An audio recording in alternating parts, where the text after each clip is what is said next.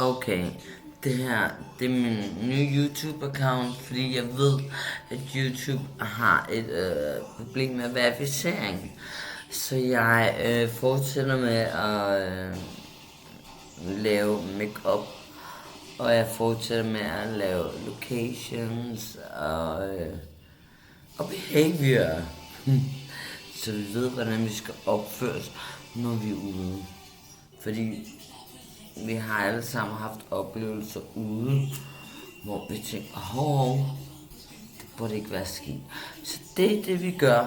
Vi laver behavior-videoer, så vi ved, hvordan vi ikke skal opføre os ude. Udenfor i the society. Og vi laver, og de her videoer, det handler bare om, hvordan vi ikke skal opføre os ude, når vi er ude. Fordi, oh my god, nogle gange så opfører man sig bare stumt. Og vi kan alle relatere til, at vi har skældt nogen ud, vi ikke skulle skælde ud. Og sagt noget, som vi ikke skulle have sagt.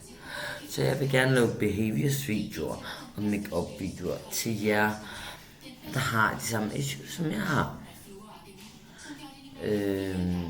Og derudover så vil jeg gerne fortælle, hvad for nogle steder, der er fantastiske at gå på, når man har lagt sin fantastiske makeup. Så det er det, vi gør. Vi laver en backup account, så vi kan lave videoer, så vi alle sammen kan lære, hvordan vi skal være, når vi er ude i nye miljøer.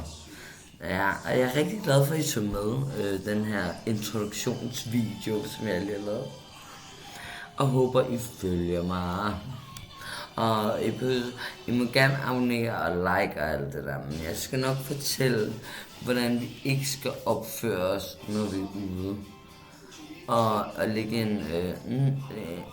en basic god makeup. Jeg er ikke makeup artist, jo.